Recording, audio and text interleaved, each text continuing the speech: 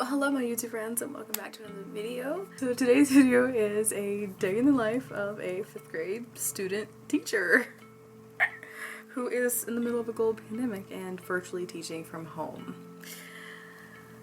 Wow, what an adjustment this has been for my college to still be going in person and for my placement in the district I'm in to be completely virtual is very saddening, but gotta make it work.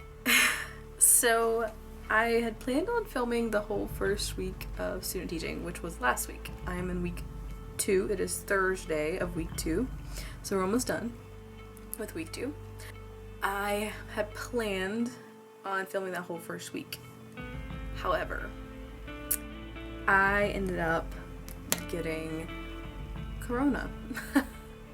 I got COVID. I tested positive a week ago today. Yeah, I got my results back a week ago today, but I got sick on January 4th. Yeah, so I got sick on January 4th, which was the first day of student teaching. I started feeling bad and I was like, oh, I don't feel so good. And I took a bunch of NyQuil and DayQuil to get through the day. And then Tuesday, I woke up and was like, okay, I have to go to urgent care. So I went to urgent care, got tested, my results didn't come back until Thursday, and I was positive for COVID-19. Since then, a lot of my family members, and I'm not going to disclose who just for privacy reasons, but a couple of my family members have also gotten corona, and we are still trying to live through that and get rid of that. And that's been very difficult. And so that first week of student teaching, not only was I trying to adjust to student teaching, figuring out how to teach from home, how to do virtual, how this is all going to work as a student teacher, getting access to things, meetings on Zoom, while having corona. And so it was very difficult to achieve that. Thursday, when I got my test results back that I was positive, my entire life was uprooted and I had to tell a lot of people that, not a lot, but a decent amount of people that I'd been around, they all had to go be tested for precaution reasons, and it was a lot, and so it really overwhelmed me. And I decided that I was going to take Thursday off, and so I didn't do anything Thursday last Thursday. I have now fully taken over history and am fully teaching history to my 5th graders online. My district is completely virtual until further notice. The original date was to go back hybrid on the 19th of January. However, that has been 100% pushed back. That is no longer the date. We will remain virtual at least through that week, and probably through the rest of this month, from what I hear. Again, it's all kind of hearsay. There is no set date to go back hybrid right now. It is all virtual. So that is very sad. I am hoping that once I am clear of COVID and go get my negative test, which I will probably go next week at some point to get my negative test. Once I am clear of that, I have to print all this documentation and report all these things to my administration, and then I can go into the school building. My cooperating teacher does not go into the building very frequently. She usually goes like maybe once a week. So that's the update. That's where I'm at. I'm teaching history right now. I'll show you this. I finally used my Happy Planner to like record some grades. I can't show you student names, they're all over here, but I have the first assignment that I just posted for today. It's a review of the lessons that I've taught this week over Zoom of history, and it's a little quiz. I labeled it as a worksheet in Canvas, but it's actually going to be a quiz grade. So so far I have 2 students who have completed it. 1 student submitted, but I couldn't see all of their answers. They didn't submit it correctly, and so I commented and told them to resubmit it. But I'm slowly grading those as they come in. We have 20 kids in our class. 2 of them are special needs students who are not required to do our classwork. They're on our roster, like on the roster for this class, or my cooperating teacher's class, but those 2 students are not required to complete her work. They are required to complete the work that is given to them from their special education teacher. And then of those 18 that are actually, required to do the work, I think we usually have about, I want to say 14 to 15 maximum students who will complete the work virtually. And we usually have about 12-ish students who show up to Zoom, which from what I hear from other classrooms, that's pretty good numbers, pretty good ratios, pretty good percentages. So to have over 50% of our students, total class students, show up to Zoom almost regularly is pretty good, I think. It is still depressing that we still have students who have done absolutely no work at all, and it's saddening. It really is. And I cannot wait till we can get back in the school building. This morning I got up and hopped on our Zoom. You saw part of that this morning. We did a little coloring session and colored some things. Kind of just had some fun this morning. But my cooperating teacher also yelled at some of our students. Or not yelled, but fussed at some of our students for not doing their work when they should be. Because they're all very bright students. They really are. Then right after that Zoom, I hopped into another Zoom where I sat in on an IEP meeting for a new student coming into the school that I am at.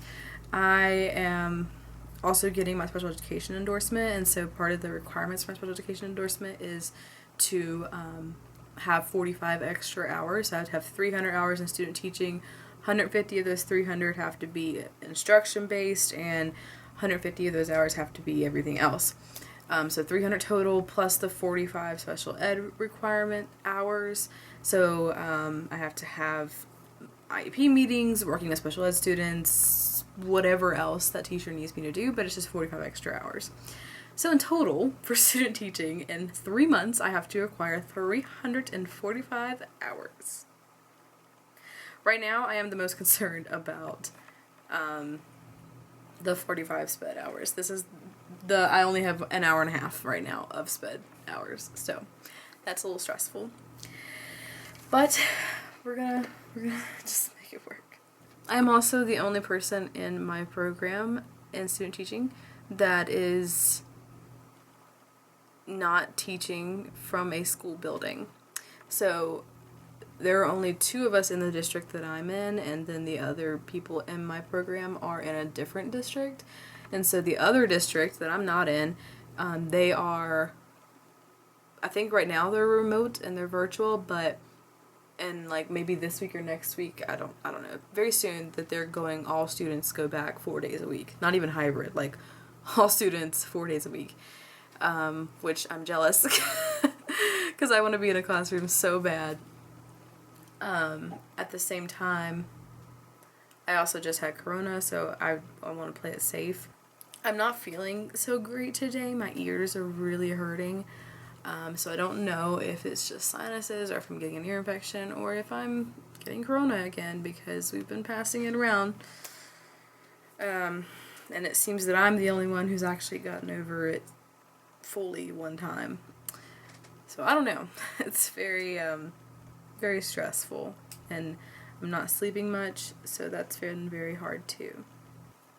But right now it is 12:30. I have Zoom again at 2. So I'm going to take from 12:30 until probably 1:30-ish. I might come back at 1:15 and just eat some lunch, take a little mental break. And then I will probably work late today. Long hours late today because I need to plan history for next week. And I also need to like just do some odds and ends kind of stuff. So I'm gonna go take my lunch break now. I'll see you guys later. The next day. Okay, hi. So I'm officially the world's worst YouTuber. I definitely did not vlog at all yesterday. I was gonna do a day in the life, and that may be in the intro of this video, I don't know, but it's not gonna be a day in the life because it's just gonna be a little vlog. I have been dealing with going back to school, or going to school virtually and figuring all that out, while also dealing with having corona and my family members having corona, and I needed to help out yesterday with my family, and so that's what I did. I didn't even pick up the camera. I was too exhausted after my evening to even think about it. So next week I'll try to do a day in the life video, because it will be hopefully a little easier. But yesterday evening I did a lot of like planning and work, but I didn't really do a whole lot. I don't remember what I filmed yesterday. Sorry, I'm really tired. We do not do whole class Zooms on Friday. We do Zooms pretty much 4 hours a day, 4 days a week. Sometimes it's not always the complete 4 hours. We vary it every day. But,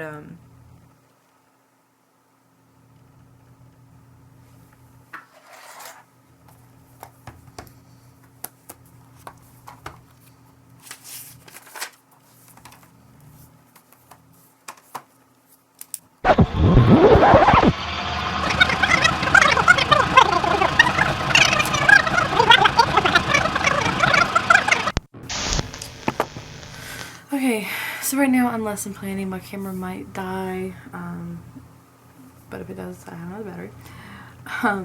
I'm lesson planning right now. I've created a little bit of a outline. So Monday is a holiday, it's Martin Luther King Jr. Day, so we don't have school. Tuesday we're talking about the quartering acts and the Boston Massacre. Wednesday we're talking about the Boston Tea Party and the coercive acts. Thursday I'm going to talk about the First Continental Congress, and then Friday will be a short quiz. Usually we don't do the Zooms on Friday, so it'll just be another really short quiz. And we're going to review for the quiz on Thursday with a Blook-It. And I will post the quiz. I'm going to see if I can post it early for them, for those who are on Zoom. Usually over 50% of our class is on Zoom. So if they come to the Zoom, they're going to get all the answers from playing Blook-It, which they love to play Blook-It. So Wednesday is going to be a little bit more of a low-key day. There's going to be a Liberty Kids video that they're going to have to watch and answer some questions on their own time, because the video is 20 minutes long. So I need to create that. But we will do a little bit of a review and talk about the coercive acts, but it'll be a 5-10 minute instructional lesson, and then they'll watch the video on their own time, which will make up for the rest of the lesson time. I usually keep them about 30 to 45 minutes for everything, when they have to complete everything. Tuesday's going to be the big day. We're doing a worksheet. I have a worksheet for the Boston Massacre that looks like this. It says up here, this is a picture of the Boston Massacre. Describe the background of the image. What buildings do you see? What time of day is it? Who appears as the aggressor in the image? How can you tell?